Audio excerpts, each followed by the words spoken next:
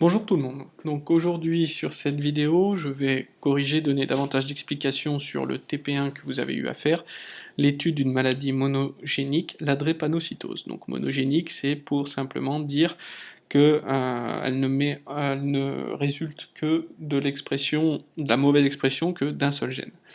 Donc là, nous sommes dans le grand 2, étude d'une maladie génétique monogénique et ses conséquences sur le phénotype, étude du cas de la drépanocytose. Le bilan sera recopié bien évidemment après la correction.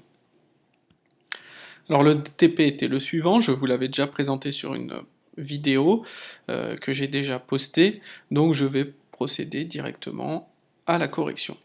Sur la correction, premièrement, on vous demandait de comparer dans un tableau un individu sain et un individu atteint de drépanocytose, et à chaque échelle de phénotype en donner les symptômes. Donc un individu sain, à l'échelle macroscopique, quand on l'observe, on ne voit rien du tout, donc aucun trouble, alors qu'un individu atteint a une anémie chronique, des crises douloureuses au niveau des articulations, des problèmes vasculaires et une mortalité élevée. Au niveau cellulaire, quand on compare les cellules sanguines d'un individu sain, elles sont normales, elles ont une forme de disque biconcave, alors que pour un individu atteint, elles sont en forme de faucille. On le voit très bien sur le document qui est là. Voilà, biconcave dans le cas normal et en forme de faucille dans le cas atteint de drépanocytose. Hop, je me trompe. Voilà, encore une fois. Ensuite, au niveau moléculaire, cela se passe au niveau d'une protéine qu'on appelle l'hémoglobine. Cette protéine est soluble dans le cytoplasme des globules rouges quand elle est normale, mais elle n'est pas soluble et elle va s'agréger entre elles. Les molécules d'hémoglobine anormales vont s'agréger entre elles pour former des fibres rigides, ce qui donnera donc un amas d'hémoglobine au sein de la cellule. Et donc cet amas d'hémoglobine au sein de la cellule sera à l'origine de la forme en faucille de la cellule, et donc du mauvais écoulement des globules rouges dans les vaisseaux sanguins, à l'origine d'une grave anémie, d'une crise douloureuse et d'une mortalité élevée. Donc l'échelle moléculaire est à l'origine de l'échelle cellulaire, qui elle-même était à l'origine de l'échelle macroscopique. Rien de nouveau, nous l'avions déjà fait. Ensuite, au niveau de l'origine de cette maladie, même chose, donc des documents que vous connaissez, notamment une comparaison de séquences nucléotidiques du gène de la globine bêta et de la séquence de la protéine de la globine bêta. On remarque en position 20 donc une substitution d'un nucléotide adénine par une thymine, qui se répercute au niveau de la protéine par un acide aminé différent, une valine à la place d'une glutamine. Cette mutation est une mutation faux sens. C'est une substitution au niveau de l'ADN et qui donnera une mutation faux sens au niveau de la protéine. Voilà pour l'origine de la maladie.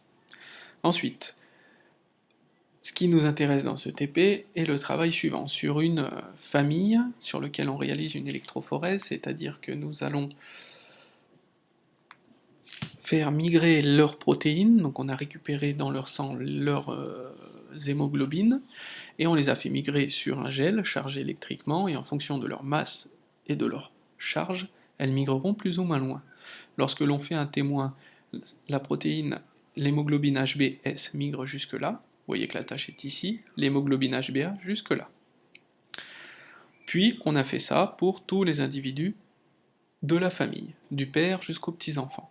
Et en fonction des résultats, on est capable de savoir quelles protéines ils expriment et donc de remonter à leur génotype, c'est-à-dire quels allèles ils possèdent. Une fois qu'on a compris ça, c'est assez facile de raisonner, c'est-à-dire que par exemple cet individu, le numéro 6, celui qui est positionné sur l'arbre ici, possède le fils de ici, on ne retrouve qu'une seule tâche, donc il possède qu'un seul type d'hémoglobine, et quand on compare avec les deux témoins, on regarde à quelle hauteur elle se trouve, à la même que l'hémoglobine A, donc cet individu, le fils numéro 2, possède qu'une hémoglobine, et c'est celle HbA. Donc comme il n'en possède qu'une, il est homozygote, il possède deux fois l'allèle HbA, et donc on peut écrire ici HbA, HbA. Si je prends la fille numéro 2, donc numérotée ici 5, elle, on remarque qu'elle possède pas une seule tâche à l'issue de l'électrophorèse, mais quelque chose de beaucoup plus large, de moins bien indifférencié. En fait, on a deux regroupements, un ici, Donc cette fille possède à la fois l'hémoglobine A, à la fois l'hémoglobine S, ce qui veut dire qu'elle est hétérozygote et qu'elle est de génotype HbA, HbS. Et en procédant ainsi, pour tous les individus, on peut savoir quel est le génotype de chacun. On obtient le résultat suivant: HbA, HbS, HbA, HbS pour les parents. Pour l'enfant 3, homozygote HbA. Pour l'enfant 4, homozygote HbS. Pour l'enfant 6, homozygote HbA. Pour l'enfant 5, hétérozygote HbA, HbS. Et le petit-fils qui sera malade, HbS, HbS. Donc on peut en déduire le génotype de cet individu, ici, le mari de la dame numéro 5. Si leur enfant a reçu HbS et HbS, ça veut dire qu'il en a hérité un de sa maman, et donc forcément qu'il en a hérité un de son papa. Donc le papa n'étant pas malade, il possède HbS et donc HbA, vu qu'il n'est pas malade. Voilà, et donc vous pouvez remonter au génotype de chaque individu de cette manière-là. Ce qui nous reste à faire, c'est de répondre: est-ce que la mutation est dominante ou non? Eh bien on peut dire qu'elle n'est pas dominante, elle est récessive. Pourquoi? Parce que tous les individus qui possèdent les deux protéines, HbA et HbS, donc qui possèdent les deux allèles, HbA, HbS, on les appelle donc des hétérozygotes, les individus qui possèdent les deux allèles ne sont pas malades. Donc l'allèle normal domine l'allèle récessif. Donc la mutation n'est pas dominante. Ces individus hétérozygotes qui possèdent l'allèle muté, mais qui ne sont pas malades, peuvent transmettre la maladie en transmettant leur allèle muté à leur enfant, mais eux n'exprimant pas la maladie, on les appellera donc des porteurs sains. Ils portent l'allèle muté, mais n'expriment pas la maladie. Alors pour qu'ils aient un enfant malade, il faut qu'aussi le conjoint porte l'allèle muté, et le transmette aussi à l'enfant. Puisque l'anomalie étant récessive, il faut que l'enfant possède 2 fois l'allèle récessif, c'est-à-dire 2 fois l'allèle HbS. Voilà, donc au niveau du bilan, la chose est simple. Certaines mutations héritées ou nouvellement produites sont responsables de pathologies parce qu'elles affectent l'expression de certains gènes ou altèrent leurs produits. Donc là je suis resté très général.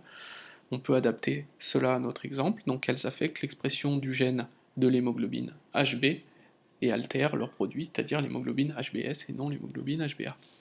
Voilà, j'espère que tout est clair pour vous. Bon courage et à bientôt.